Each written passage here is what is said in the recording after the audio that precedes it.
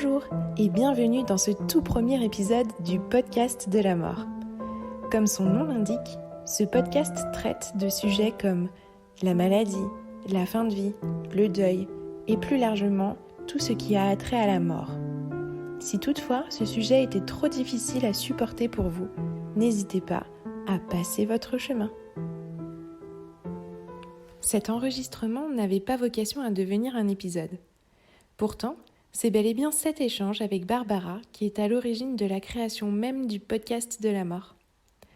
Je tiens donc beaucoup à le partager avec vous, malgré une qualité de son parfois médiocre.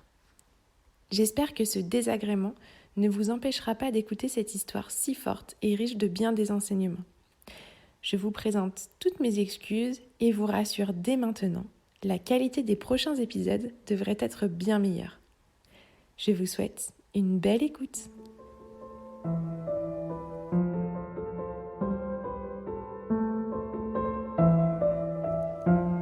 Pour ce premier épisode, j'échange avec Barbara. Barbara est une femme qui me touche profondément, de par sa force, mais aussi, et peut-être même surtout, sa sensibilité à fleur de peau. Elle est comme ça, Barbara, riche de nuances, parfois d'ambivalence aussi. À plusieurs reprises, lors de nos rencontres, Barbara a mentionné Fred, son meilleur ami. Celui qu'elle a perdu trop jeune, trop tôt. Ce deuil est littéralement venu bouleverser sa vie. Alors, lorsque j'ai lancé un appel à témoins sur les réseaux sociaux, je n'ai pas été surprise de voir Barbara parmi les premiers à y répondre, parmi les premiers à vouloir s'exprimer. C'est donc tout naturellement que nous commençons aujourd'hui par son histoire, ou plutôt par la leur. Hello Barbara, merci beaucoup d'accepter de nous partager ton histoire aujourd'hui. Pour commencer, je vais tout simplement te demander de nous dire qui tu as perdu, de nous parler un peu de lui. Alors, j'ai perdu mon meilleur ami qui s'appelle Fred, ou qui s'appelait, qui s'appelle, j'aime bien parce que je parle au présent. Il avait 24 ans, donc il est mort il y a... Ça y est, je suis perdue. 22 ans. Ça fait 22 ans d'un accident de voiture, tout seul, comme un grand.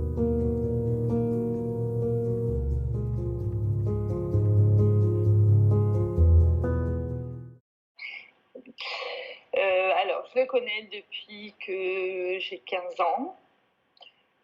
C'était mon petit chéri au départ, bien entendu. Et après, ça a été mon pote de fête, de grosses fêtes et de grosses bêtises aussi. Voilà, puis on s'est perdu de vue vers 18-19 ans, on s'est perdu de vue un petit peu. Parce que j'en avais un petit peu marre du groupe. J'avais besoin de partir de là, en fait, sortir un petit peu de là. On est trop enfermés les uns sur les autres. Donc voilà, donc chacun a fait un peu sa petite vie aussi. On s'est retrouvés à la fac de psycho, improbable, lui et moi, la première année, puisqu'on n'a fait qu'un an, du coup, parce que même lui, il a fait qu'un an, moi aussi. Donc c'était assez drôle de se retrouver en psycho tous les deux à 20 ans, 21 ans, je sais plus. Voilà, et puis on s'est perdu de vue. Et puis à 23 ans, je crois, moi j'avais 22, 23 ans, il est venu me chercher en fait pour que je l'aide à s'occuper du club de basket dans lequel il travaillait. Donc le club m'a pris sur un petit contrat, en fait. Et donc ça, c'était en septembre 98. J'ai l'impression que c'est super loin, mais c'est super loin. 98. Et Fred, en fait, il est mort en février 99. Alors, Fred, c'était le charisme... le charisme à l'état pur, le pilier du groupe, j'ai envie de dire. C'est exactement ça, en fait, avec son sourire ultra bright. Et ses bêtises aussi. Voilà, c'est Fred qui nous a entraînés tout le temps à faire des bêtises après une grosse soirée où lui dormait déjà depuis 1h du matin et moi depuis 5h parce que j'avais fait tout le ménage chez lui pour après la fête et qu'une heure après il me réveille pour aller faire une course d'orientation dans la colline à côté. Tu vois, c'était voilà, c'était un peu le géo du groupe, tu vois. C'était un peu ça, Fred. Enfin, c'est pas un peu, c'était ça, Fred, en fait. Donc c'était quelqu'un qui véhiculait ouais, beaucoup de charisme et voilà, tout tournait autour de lui, en fait. Vraiment, tout tournait autour de lui et quand on était plus jeune et dans le club de basket, il réussissait à unifier, je sais pas si on dit unifier, tout le monde, en fait, tu vois. Voilà, donc c'était un peu le bout en train du groupe. C'est quelqu'un de très fédérateur, ouais. Ouais. Et est-ce que, parce que tu décris quelqu'un aussi qui prenait beaucoup de place, est-ce que parfois ça a pu créer des tensions ou... Non, alors entre nous, pas du tout. Parce que c'est vraiment. Alors, quand j'étais plus jeune, c'était mon chéri. Donc, moi, enfin, c'était le chéri de toutes les filles, on va dire, en gros, si tu vois ce que je veux dire. Voilà. C'était le temps joueur du groupe. Donc, ouais, ça crée des tensions, mais entre les filles, en fait, pas avec lui, tu vois. Et c'est pour ça, moi, je suis un peu partie aussi, parce que j'ai dit, c'est n'importe quoi. C'est n'importe quoi, tout ce truc, c'est ridicule. Moi, je suis partie, j'ai fait ma vie un petit peu de mon côté, c'est pour ça aussi, parce que j'étais un petit peu amoureuse aussi de lui, donc c'était difficile. Mais quand on s'est retrouvés au basket, c'est vraiment mon frère, quoi. C'est mon meilleur ami, quoi. Enfin, c'est vraiment... c'est à lui que j'ai tout raconté. En plus, on était entraîneurs de basket tous les deux, donc il y a eu des liens qui se sont encore plus créés. On s'est retrouvés tous les deux dans le gymnase tout seul, en attendant que les gamins arrivent ou que les grands arrivent, etc. Donc on a commencé à faire des conneries, à retrouver nos 15 ans, tu vois, la bataille d'eau au milieu du gymnase. Enfin, bon, ouais. On était, voilà, c'était Tapachi, tu vois, le film T'es cap, t'es pas cap, là, le jeu d'enfant, ouais. là, je sais plus. Voilà, c'est un peu ça, quoi. C'est un peu ça, vraiment. T'as chiche, et bien évidemment, oui, je chiche, quoi, donc je fais, quoi. Après aussi, on a sauté dans le Verdon aussi. On a sauté je ne sais pas combien de mètres, parce qu'en fait, on a regardé en bas, bon, est-ce qu'il y a des cailloux? Il n'y a pas de cailloux, bon, il ne doit pas y en avoir. T'as pas chiche. Bon, ben voilà, quoi. Donc, on aurait pu mourir 20 fois avant son accident, tu vois. Même moi, je pense que j'ai une voie lactée au-dessus de ma tête. Parce que, voilà. Alors, beaucoup de conneries comme ça, ouais. Beaucoup de conneries comme ça, mais je crois que le dernier et le meilleur souvenir que j'ai, en fait, c'était dans le gymnase où on avait organisé un stage avec les petits et on attendait les gamins parce qu'on était arrivés super à l'avance et on s'est retrouvés tous les deux allongés au milieu du gymnase, en fait, et à discuter, à refaire le monde. Ça a duré une demi-heure, un truc comme ça, mais voilà. C'était un super souvenir. Et ouais. Tu te souviens de ce que vous vous êtes dit à ce moment-là, par exemple? On a beaucoup parlé de quand on était plus jeune, voilà, et beaucoup de moi aussi, parce qu'ils se foutaient de ma gueule que j'arrivais pas à trouver un mec. On en est toujours là, n'est-ce pas?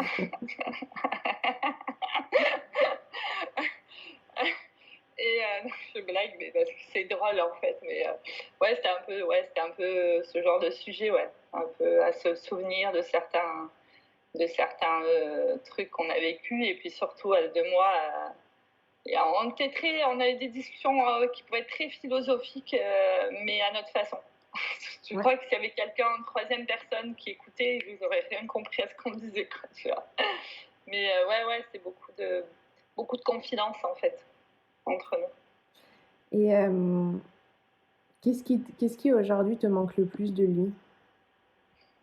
Oh là là, son sourire. Ouais, son sourire, sa bonne humeur et tout ce côté c'est pas grave, tu vois, rien n'était grave en fait. Il prenait jamais la tête, Fred, en fait. Voilà. Et c'était bien d'être avec lui parce que du coup, on se prenait pas la tête. Voilà, c'était ouais, tu vois, il serait là, je serais peut-être plus, comment dire, je me prendrais moins la tête, je pense, sinon je me ferais engueuler, déjà. Déjà.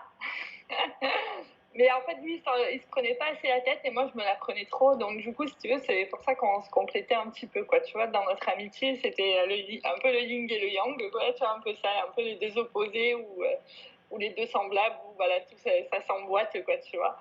C'est un peu ça, mais ouais, c'est ça qui manquerait, ouais. Son sourire, ça, c'est clair. Mais bon, après, je le vois toujours, donc voilà. Et son sourire et sa bonne humeur, en fait, voilà, sa bonne humeur tout le temps, c'est tout le temps, voilà. Il n'y avait pas un moment où il souriait pas, quoi. Voilà.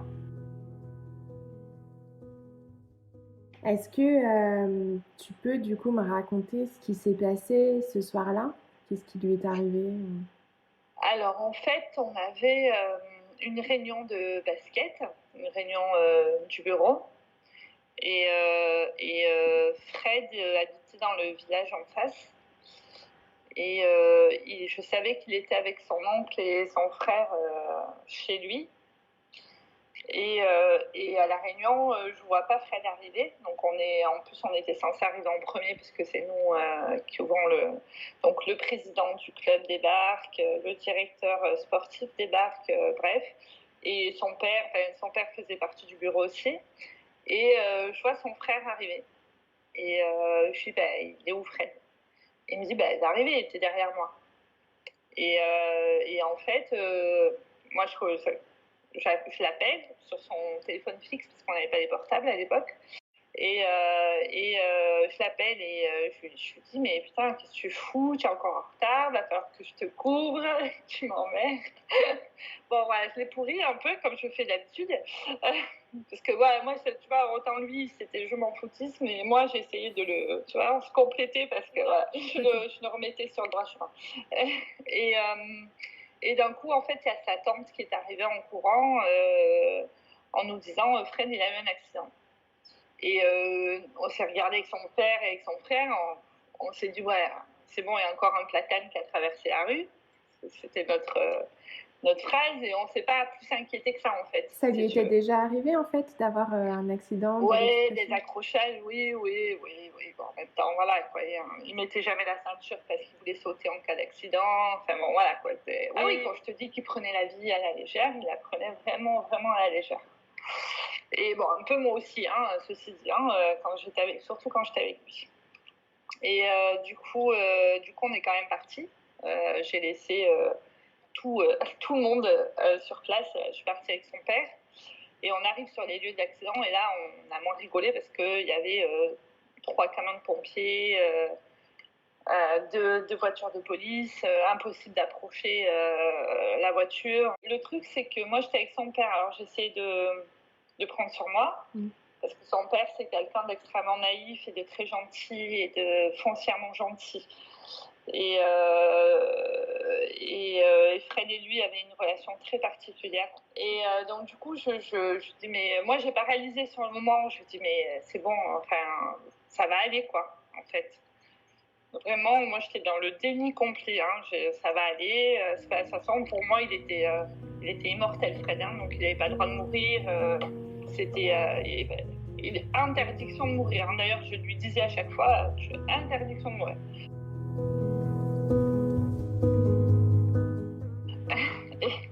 Et du coup, les flics sont venus nous voir. Donc, il y avait son père et son frère qui nous avaient rejoints, son oncle, sa copine, parce qu'en fait, c'est sa copine qui a découvert la voiture accidentée. Voilà. En rentrant du boulot, en fait, elle est allée voir la voiture pour voir qui c'était, quoi, pour voir si elle pouvait aider et tout. Et en fait, elle s'est aperçue que c'était Fred. Donc, c'était un peu... ça a été très dur pour elle, hein, vraiment. Et du coup, il y avait tout le monde, en fait, enfin tout le monde, les proches, quoi, on était là, quoi. Et le flic nous dit, il a fait un premier arrêt cardiaque, donc les pompiers ont réussi à le réanimer, en fait, à le faire repartir. Et on va faire venir l'hélicoptère.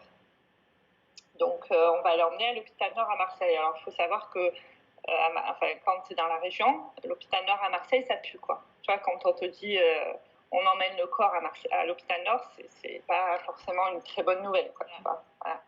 Donc, en fait, il a fait entre-temps, donc nous, le flic nous dit, vous devriez y aller comme ça, à l'hôpital Nord, comme ça, on vous y sera avant nous, voilà. Sauf qu'on est parti. Donc moi, je vais monter dans la voiture avec son père, parce qu'il n'était pas question que je laisse son père tout seul.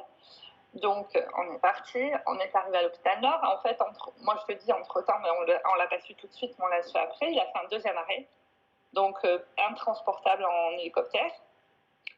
Donc, du coup, ils l'ont transporté en véhicule avec le camion des pompiers. Et en fait, donc on est tous arrivés, donc il y avait l'attente. On était quand même, je sais même plus, son frère, la copine de son frère, sa sœur. On était, je crois, une dizaine, il me semble, à attendre dans la salle d'attente. Et moi, je pars chercher des cafés. Et au moment où je pars chercher des cafés, en fait, je l'ai vu, en fait. Je l'ai vu sous les tuyaux, plein de sang partout. Enfin, bon, voilà. Là, j'ai commencé à prendre conscience que ça n'allait pas du tout. Et donc, je reviens avec les cafés et le médecin sort en nous disant il a un traumatisme crânien à la tête. C'est tout ce qu'il a, en fait. Il a perdu beaucoup de sang, donc on va attendre de le rétablir pour le transfuser. Et après, on passera un scanner. Et en fait, ils n'ont pas eu le temps parce qu'il a fait un troisième arrêt. Il a fait un troisième arrêt qui était fatal.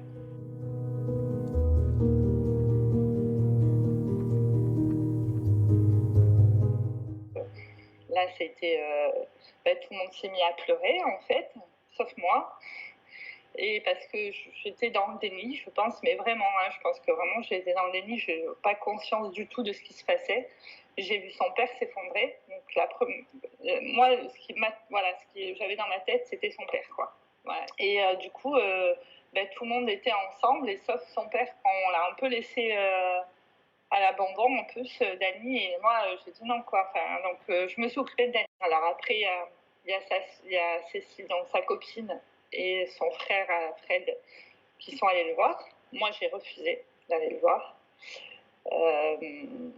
Je pense que j'aurais dû. Personnellement, je pense que j'aurais dû parce que j'aurais moins eu de mal à faire mon deuil, en gros. Parce que je me serais aperçue vraiment qu'il n'était plus là, quoi. Voilà. Et donc, j'ai refusé d'y aller. Donc après, avec le père de Fred et Cécile, sa copine, on l'a accompagnée, sa copine, chez elle, parce qu'elle voulait prendre 2-3 affaires, mais elle ne voulait pas rester dans l'appart. Donc voilà. Donc tout ça, c'est à 4 heures du matin, je crois que c'était. Après, je suis rentrée chez moi. J'habitais encore chez mes parents. Et donc, bon, mes parents, ils ne le connaissaient pas plus que ça. Ils l'ont vu une fois ou deux. Ma mère, elle était un peu désolée pour moi. Mon père, il n'a jamais su quoi dire, en fait, au final. Donc voilà, mais bon, ouais, mais en fait, je suis rentrée chez moi pour prendre une douche et pour repartir, quoi. Tu vois, en gros, c'était un peu ça. Entre-temps, le président du club me pourrit parce que je ne l'ai pas appelé à 4 heures du matin pour lui dire que Fred était mort, mais je l'ai appelé à 7 heures. Et du coup, voilà, donc il y a eu ça. Donc c'était un jeudi. Et je sais même, j'ai même plus la notion du. C'est rigolo parce que j'ai plus la notion des jours, en fait. C'était un jeudi, ça, je suis sûre. Et après, on l'a incinéré le mardi, je crois que c'était le mardi d'après. Comment ça se passe déjà ces jours-là? Qu'est-ce qui se passe? Est-ce qu'il y a des choses le problème, c'est qu'il se passe que moi, je dois appeler tout le monde, tous les parents et les enfants, les joueurs, tout ça, pour leur dire que tout est annulé. Voilà, parce qu'il n'y a pas Facebook à l'époque, parce que voilà, et tout ça. Donc, j'appelle tout le monde un par un. Voilà, pour dire que tout est annulé, pour leur annoncer et pour annuler tous les matchs, appeler la fédération pour annuler les matchs, les entraînements, tout ça. Enfin bon, voilà. Tu sais, c'était un moment où j'étais dans le déni, quoi, mais vraiment, du coup, j'ai fait ça. J'ai envie de dire facilement, tu vois. Machinalement, en tout cas. Machinalement, voilà. J'étais un peu robotisée, là, tu vois. C'était je comprenais pas ce qui m'arrivait, quoi, tu vois. Mais vraiment, je comprenais pas. Je me retrouvais toute seule dans le gymnase. Alors là, je peux te dire que là, c'était ouais, une espèce d'émotion, de colère, il y a tout qui est passé, quoi, mais il n'y a rien qui sortait, quoi. Tu vois, c'était un peu, voilà. Et donc, le mardi, on a été l'incinérer. Dans la chapelle, il se passait un peu des trucs bizarres avec la musique qui voulait pas fonctionner, qui revenait toujours sur Bob Marley. Donc comment te dire, bon, voilà, quoi. Vous avez ressenti sa présence du coup avec ça Ben, c'est un peu ça, parce que son oncle m'a refait écouter la cassette dans la voiture, et la cassette, elle fonctionnait dans la voiture, quoi, tu vois, donc c'était bizarre, quoi. En plus, on était 40 hein, dans la chapelle, on a 40 à entendre la même chose, la même coupure à chaque fois, et revenir sur la chanson de Bob. Donc ça nous a fait rire, en fait. C'était en plus, le cercueil t'arrive en retard. Fred, quand tu lui disais rendez-vous à 8h, fallait lui dire à 7h pour qu'il soit à 8h là, tu vois. Donc il arrive en retard, donc avec Cécile, sa copine, on s'est dit bon, mais jusqu'au bout, il sera en retard dans toute sa vie. Donc ça nous a fait un peu du bien tout ça, en fait, et je pense que c'était pas anodin, sûrement. Ça a détendu un peu l'atmosphère sur le moment, quoi. Moi, je dis qu'il était là, quoi. Il n'avait pas du tout envie qu'on pleure. Il n'avait pas du tout. Voilà, c'était pas grave, quoi. Il était plus là, mais c'était pas grave, quoi. Il était là quand même, quoi. Tu vois. La vie est cool, quoi. Vous prenez pas la tête, la vie est cool, tout va bien, quoi. Voilà. Et mais ça, du coup, ça nous a fait. C'est pour ça que ça nous a fait rire aussi, parce que c'est tellement, ça lui ressemble tellement, en fait. C'était tellement lui, quoi. Donc voilà, c'est ce que j'ai dit à Cécile. Je fais, tu vois, il est là, quoi. Il est là, en fait. Et ça nous a bien fait marrer. En tout cas, j'en rigole encore parce que vraiment, c'était drôle parce que tout le monde se regardait. Alors, il y en a qui pleuraient, il y en a, mais vraiment les vrais proches de Fred, vraiment le vrai groupe, tout le monde s'est marré, quoi. Tout le monde s'est marré parce qu'on disait, mais il nous emmerde, quoi, tu vois. Même là, il nous laisse pas tranquille faire pleurer, il nous laisse pas pleurer, il fallait pas pleurer. Voilà, tu vois, c'était non, la vie est trop belle pour se mettre à pleurer, ce qu'il disait tout le temps, quoi, tu vois. Donc c'était assez drôle. Ce moment-là, en tout cas, était assez drôle. Alors après, la famille, donc ils ont décidé qu'ils iraient déposer les cendres au caveau municipal du village où on était. Pour que pour que le jour de son anniversaire, qui était, donc là on était au mois de février, pour que le jour de son anniversaire, qui était au mois de mai, voilà, on aille jeter les cendres à la Sainte-Victoire. Moi, j'ai dit, mais ils vont le faire pendant un an, le truc, quoi, tu vois. Enfin, donc, du coup, ça, c'était le mardi. Donc, le samedi, on a fait une marche du gymnase jusqu'au cimetière avec tous ceux qui voulaient venir, donc les enfants, du basket, les gens, quoi, en fait. Tous ceux qui n'avaient pas pu venir, en fait, au crématorium. Ça a été plus dur là pour moi, en fait. C'était compliqué parce qu'il a fallu que j'ouvre le gymnase. Et c'était la première fois que je revenais, en fait, au gymnase. Et je l'entendais partout, en fait. Il y avait son odeur, il y avait lui, quoi. Il était là, quoi. Je le sentais bien qu'il était là, mais je n'avais pas du tout envie de le voir. Moi, j'étais là. En fait, à chaque fois que je rentrais dans le gymnase, j'étais en colère. J'étais en colère après lui, quoi. Mais j'étais en colère longtemps après Fred, hein, de m'avoir laissée toute seule, ouais. Parce que moi, en fait, je me sentais seule, en fait. Parce qu'il y a sa famille, il y a les amis du basket, mais voilà, c'était pas forcément au départ mes amis à moi. Tu vois, et je me suis retrouvée, mais vraiment, mais seule, quoi. Donc voilà, dans ce gymnase, c'était un peu, j'avais pas trop envie d'y retourner, quoi. Tu vois, voilà. Et donc on a fait cette marche. Donc moi, j'avais les petits avec moi, donc je me refusais un petit peu de craquer, donc enfin pas un petit peu carrément. Donc voilà. Et après, on a attendu le mois de mai, mais avant, il y a eu des entraînements qui ont repris. Donc là, ça a été trop dur pour moi. Les petits arrivaient ils pleuraient, les gosses, enfin, tu vois, donc c'était parce que les parents les avaient mis au courant, donc on avait des tout petits, hein, on avait des 4, 6 ans, tu vois, donc c'était dur pour eux. Voilà, moi je me retrouvais le soir au gymnase je savais qu'il était à côté de moi, tu vois. Je sentais son odeur, tu vois. Donc mais je voulais pas le voir, quoi. On s'était inscrit pour passer le diplôme d'entraîneur régional de basket. Et du coup, moi, je voulais pas y aller.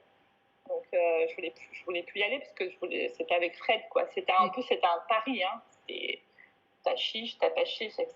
C'était un pari. Du coup, le conseiller technique de la formation m'a appelé. Il m'a dit, il faut absolument que tu viennes. Il n'est pas question qu'on annule ta formation, ton examen, tu viens et tu le fais pour ton club, tu le fais pour Fred, tu le fais pour qui tu veux, mais tu viens, quoi. Voilà. Et donc, j'y suis allée. C'était très, très dur. Vraiment, là, en plus, j'étais l'impression d'être seule au monde parce que je venais d'un petit club et que tous les gars qui venaient passer leur diplôme, ils venaient tous de niveau pro ou semi-pro, quoi, tu vois. Mais en même temps, c'était bien parce j'étais un peu la mascotte, quoi, tu vois, quand ils ont appris que mon meilleur ami était mort, qu'il devait être là et tout ça, donc ils m'ont un peu prise voilà.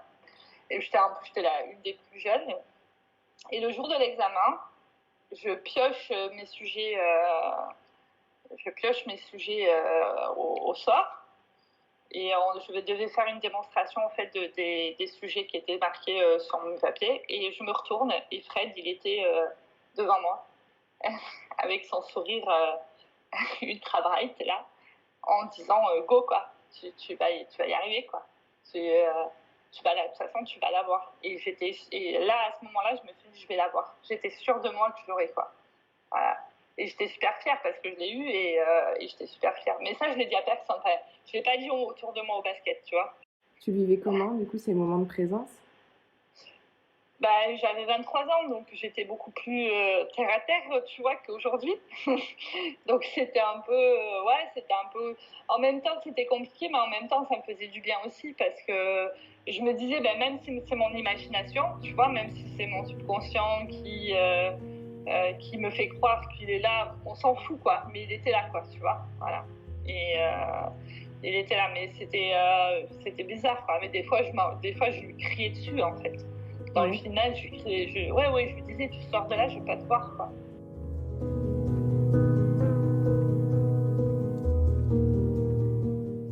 Et après, on est allé jeter des cendres 3 mois plus tard à la Sainte-Victoire. Voilà. Donc ça, c'est pareil, hein. Je me suis mis à part. J'ai laissé faire tout le monde, sa famille, etc. Et je refusais, moi. C'était un refus. Je voulais pas. Il n'est pas question. Non, c'est pas Fred. Voilà, quoi.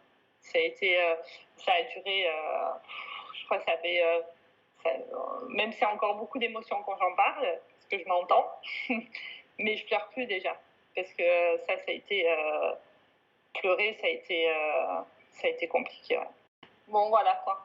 Et en plus, la Sainte-Victoire, c'était pas sa montagne à la base, tu vois, c'était la petite colline derrière sa maison où on allait. Plus, tu vois, ça aurait eu plus d'impact pour moi. Tu vois, la symbolique, là, il n'y en avait pas. En fait, en plus, ça faisait 3 mois, quoi. C'était énorme pour moi.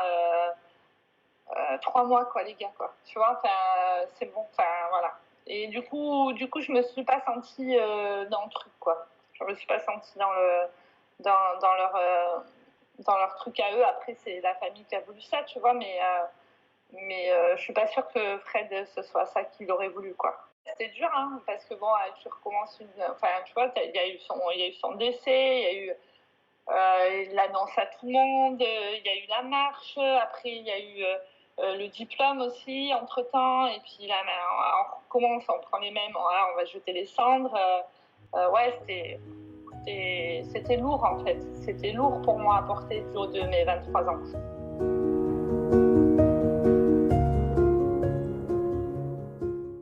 Après, la vie a repris son cours. La vie de tout le monde a repris son cours, sauf la mienne. Hein. Enfin, moi, j'étais un robot. Voilà. Moi, j'étais un robot. Après, en plus, l'année qui a suivi, parce que c'était un peu la fin de l'année, donc après, les gymnases a fermé, etc. Et je suis revenue dans ce gymnase avec un autre rôle, puisque j'avais j'avais un contrat emploi jeune, qu'on appelait ça à l'époque, où je gérais tout le club, du coup, toutes les équipes. Et ça a été un gros combat parce que le président du club j'ai subi du harcèlement moral pendant 1 an, en fait. Donc, c'était, voilà, je me dis, mais qu'est-ce que je fais dans ce club? En fait, je reste pour Fred, mais au final, en fait, tout ce que je donne, en fait, tout le monde s'en fout. En plus, ils me font subir des trucs comme ça. Ouais, donc c'était compliqué. Puis je me suis fait avorter entre-temps. Je me suis fait avorter le jour de la mort de Fred, 1 an après. Voilà.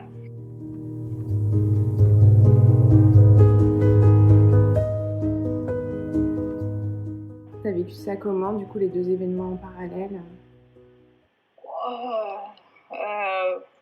Là, c'était... En plus, je l'ai vécu toute seule, mon avortement, parce que je ne l'ai pas dit au copain avec lequel j'étais depuis 2 mois. Je ne l'ai pas dit à mes parents, je ne l'ai dit à personne, en fait. Donc, personne ne l'a su. Donc, personne n'a compris trop pourquoi je n'étais pas à l'inauguration de la salle de Fred, non plus. Sauf le président du club qui était au courant parce qu'il a quelqu'un qui travaille à l'hôpital qui m'a croisée au planning familial, donc a mené sa petite enquête, vu que c'est un flic, le président du club. Voilà, et 6 mois plus tard, quand je me suis mis en arrêt maladie et que j'ai voulu porter plainte pour harcèlement moral, le président du club m'a appelé en me menaçant de révéler mon avortement à mes parents et à mon copain.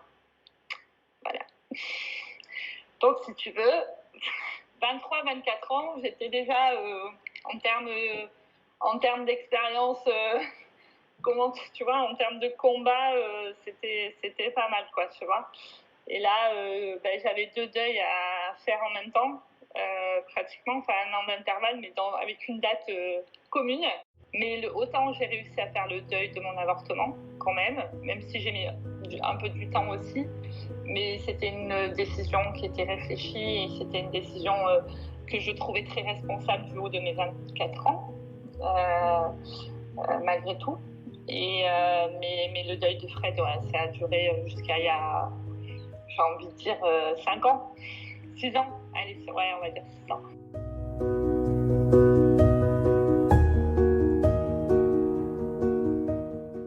Du coup, c'est bien parce que tu m'emmènes à la prochaine question qui est où est-ce que tu en es aujourd'hui de ce deuil de Fred? Je trouve qu'il y a beaucoup d'émotions et aujourd'hui particulièrement. Je sais pas si c'est parce que j'en parle avec toi et que toi aussi tu sais ce que c'est le deuil, quoi, tu vois. Tu as vécu des choses difficiles aussi. Donc, je sens dans ma voix beaucoup d'émotions. Alors, je sais pas si ça s'entend, mais moi, je l'entends à l'intérieur de moi. Mais ça me fait du bien aussi en même temps, parce que tu es quelqu'un qui n'a pas connu Fred, donc c'est bien aussi d'être écouté par quelqu'un qui ne connaît pas Fred et qui a pas d'émotion forcément, enfin pas d'émotion directement, quoi, voilà. Et ouais, je dirais que j'y pense tous les jours. Ça, il n'y a pas un jour où je pense pas à lui. Je pense beaucoup aux conneries qu'on a fait, plus qu'à sa mort, maintenant. Tu dis maintenant, parce que pendant longtemps, c'était pas ça? Ah non. Je te dis, jusqu'à il y a 6 ans, dès que je parlais de Fred, je me mettais à pleurer. Fallait pas m'en parler. J'ai eu beaucoup de mal, hein, vraiment beaucoup. J'ai envie de dire, c'est un morceau de moi qui est parti avec lui. Ça a ressurgi quand ma grand-mère est morte, un petit peu aussi. Il y a 2 ans, ça va faire 2 ans maintenant. Ouais, il y a des bouts de moi qui s'en vont comme ça, là. Enfin, qui s'en vont, ou je ne sais pas un peu trop comment définir, mais c'est des bouts de ma vie, un petit peu, tu vois. C'est un peu des bouts de ma vie qui partent avec eux. Et Fred, ouais, jusqu'à il y a 6 ans, je pleurais, mais vraiment... et dès que j'entendais la chanson de Bob Marley qu'on a mis au crématorium, je l'éteignais, quoi. Je ne veux pas écouter... Le problème, c'est que je n'ai pas pu faire mon deuil tout de suite, en fait. Je n'ai pas pu réaliser tout de suite parce qu'il a fallu que je m'occupe de son père, ou j'ai décidé de m'occuper de son père, mon ami d'enfance, du club, des enfants, etc. Donc en fait, au final, j'ai pas eu le temps en fait. J'ai pas eu le temps de pleurer, j'ai pas eu le temps de, tu vois, j'étais juste en colère après lui au début, tu vois, et maintenant, des fois je lui parle, mais je lui dis putain t'es chiant aussi. Ouais. Ou tu vois, je me dis putain je vis ça, qu'est-ce qu'il en penserait, tu vois, voilà. Mais c'est vrai que ça a été très très dur là, pour moi. Ou je refusais je refusais qu'on m'en parle, ou je refusais d'en parler aussi. Voilà, des fois je voulais pas en parler, je disais c'est bon, voilà quoi. Et enfin, aujourd'hui particulièrement, j'ai appris à l'écouter, j'ai appris à le ressentir, tu vois, je sais que des fois il est là, je sais que, tu vois, mais ça me fait, mais je le vis mieux, tu vois, du coup je le vis bien en fait. Je le vis pas, je suis pas triste, je suis pas, tu vois, pour moi c'est normal quoi, en fait. Et ouais, c'est une émotion, mais c'est pas quelque chose de négatif, j'ai envie de dire aussi. Tu vois, c'est beaucoup de nostalgie aussi, tu vois, mais pas dans le négatif, en fait. Même si beaucoup d'émotions, ça peut déborder un peu. Mais les larmes, elles peuvent être belles aussi, ouais. Oui, voilà, tu vois, c'est ça, mais je trouve ça chouette de pouvoir me permettre d'en parler comme ça, en fait. Et donc dans ton deuil physiquement, on comprend aujourd'hui qu'il y a encore un manque, une émotion. Et matériellement, où est-ce que tu en es dans ce deuil? Est-ce que tu as encore des objets, des choses qui te rattachent à lui? J'ai une photo Ouais. qui ne me quitte jamais, parce que moi j'adore les photos. Ouais. Donc ouais, j'ai une photo qui me quitte jamais. J'avais un t-shirt de Fred, du basket, Ouais. mais que j'ai fini par jeter, je crois, parce que pour moi, au bout d'un moment, je me disais, bah, stop, quoi, ça sert à rien tu as ce t-shirt, tu le mets pas. En plus, c'était plein de trous de cigarettes. C'était un maillot de basket, en plus, il était plein de trous de cigarettes et tout. Je me dis, c'est ridicule, de toute façon, de garder ça, c'est n'importe quoi. Enlève-moi ça, quoi. Tu vois, voilà. Parce qu'en fait, le problème, c'est qu'à chaque fois que je le voyais, le t-shirt, je pensais à lui, quoi, tu vois. Donc, mais je l'ai jeté avant 2015, hein, tu vois. Parce que vraiment, ça me faisait trop, trop mal, en fait, encore. Au début, je pense que j'ai dormi avec tous les jours. Il fallait juste le temps que je le lave, mais je dormais avec tous les jours pendant je ne sais pas combien de temps, des mois, je crois, pendant beaucoup de mois. Ouais, j'avais besoin de ça, quoi. Mais bon, j'avais 23. Ça. Encore une fois, tu vois, j'avais 20. Je pense qu'on vit le deuil différemment selon l'âge qu'on a. Mais Fred, il a 24 ans, quoi. Tu vois, tu meurs pas à 24 ans, quoi. Enfin, non, quoi. Non, tu vois, c'est pas dans. Et puis t'as pas eu le temps de s'y préparer, quoi, comme tu disais. Voilà, non, il n'était pas malade, rien, donc c'est mort d'un accident de voiture, quoi. Puis tout con, en plus, tout seul au milieu d'une route de campagne, quoi. Tu vois, c'est un truc tout bête, quoi. Voilà. Tu te dis, bah, la vie, elle est rien, quoi. Elle est pas grand-chose ça m'a calmée, hein. Je peux en parler, je pense que ça a calmé beaucoup de gens, mais moi, j'ai arrêté de faire des bêtises et j'ai arrêté de rouler n'importe comment, j'ai arrêté j'ai arrêté mes soirées alcoolisées pendant un bon moment. J'ai tout arrêté là. C'est une cicatrice que tu gardes, mais après voilà, tu la regardes autrement peut-être 20 ans plus tard et tu apprends à la regarder autrement aussi, quoi. Et aujourd'hui, dans ce deuil, tu dirais que socialement, t'en es où? Donc tu nous as expliqué effectivement que ça a fait péter certains groupes. Et par rapport à d'autres personnes, comment ça a évolué? Alors, moi, je vois plus la famille de Fred, ni son père. Je vois plus. J'ai vu sa petite sœur l'année dernière, je crois. Voilà. Mais ça, c'est plus pareil en fait. Parce que ça faisait longtemps que je l'avais pas revu aussi. Et puis, c'est plus pareil. On n'a pas fait nos deuils de la même façon. En plus, Marie, elle était quand même plus petite. En plus, elle ressemble à son frère, on dirait un clone de Fred. Donc, c'est un peu, je pense, même pour elle, ça doit être lourd à porter parce qu'elle le sait très bien. Et moi, quand je la vois, je vois Fred, quoi. Donc, c'est un peu. tu vois, c'est un peu compliqué. Ça a été beaucoup compliqué au début, quoi. Moi, maintenant, mais voilà, j'étais contente de l'avoir l'année dernière, mais il y a quelque chose qui c'est plus la même chose, quoi. Voilà. On communique pas du tout.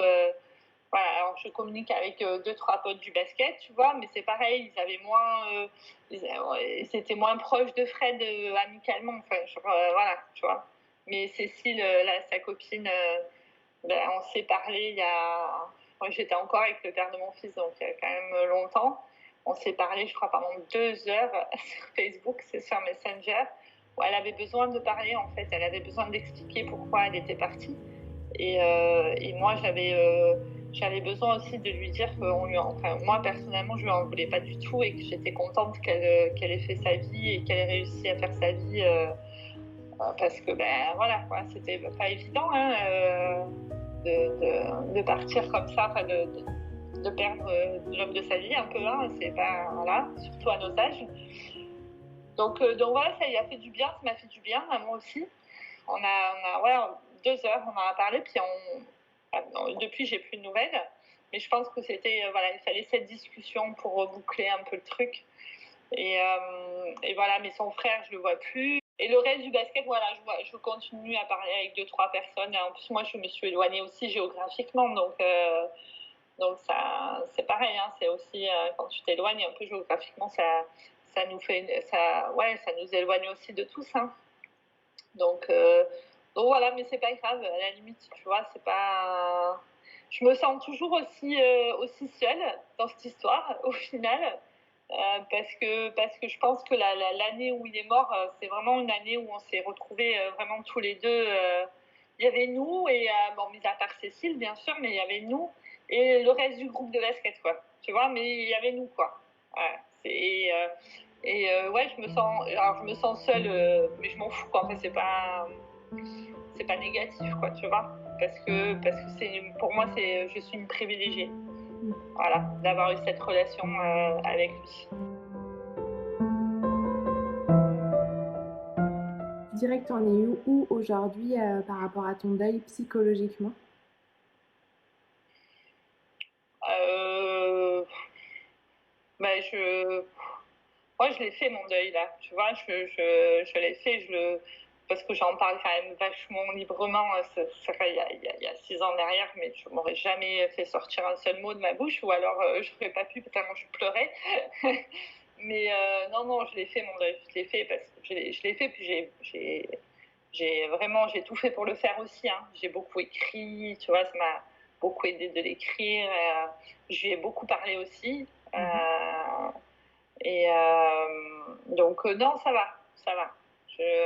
C'est de la nostalgie, j'ai envie de dire, de nos années d'amitié. Et spirituellement, où est-ce que tu en es aujourd'hui par rapport à ce deuil-là? Et bien, spirituellement parlant, j'ai envie de dire comme tout depuis 1 an et demi, hein, il y a beaucoup de signes, beaucoup de présence. Alors je ne sens pas son odeur, mais beaucoup de présence. Voilà, il y a 3 personnes que je ressens chez moi, qui viennent chez moi, enfin, je sais qui c'est, en tout cas. C'est dont Fred, évidemment, ma grand-mère, et mon père, malgré tout, qui est là régulièrement. Mais ouais, Fred est là, ouais, je le sais. Pas tout le temps, mais il est là, ouais. Je sais qu'il est là, en fait. Je le sais au fond de moi, je sais que c'est lui.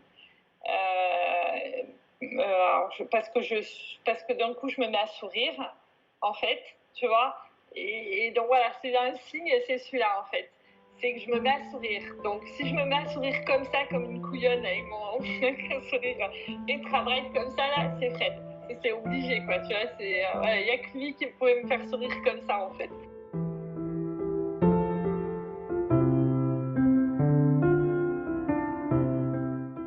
Et j'ai une dernière question à laquelle tu n'auras peut-être pas de réponse, et c'est OK. Mais est-ce qu'aujourd'hui, tu as l'impression que sa mort et que ce deuil t'ont apporté quelque chose dans ta vie? Est-ce que tu as trouvé ce qu'on appelle un cadeau caché dans tout ça? Euh, euh, c'est dur à dire ça, hein. c'est dur, mais je sais ce que je vais te répondre. Parce que c'est lui, en fait. C'est lui, en partant, je pense je pense honnêtement que son départ, c'était les gars, vous n'avez pas besoin de moi, quoi, pour déconner, et vous n'avez pas besoin de moi pour sourire, vous n'avez pas besoin de moi pour vivre tout ça. Enfin, voilà, je pense que son côté fédérateur l'étouffait peut-être un petit peu lui, tu vois, et lui donner une importance qu'il n'aimait pas forcément, en fait. Mais ça, on en a parlé aussi avec lui, mais ouais, je pense que c'est plus de ce côté-là, en disant les gars, vivez, quoi. Peut-être voilà, c'était trop fédérateur et qu'il fallait qu'on aille vivre chacun nos vies, quoi.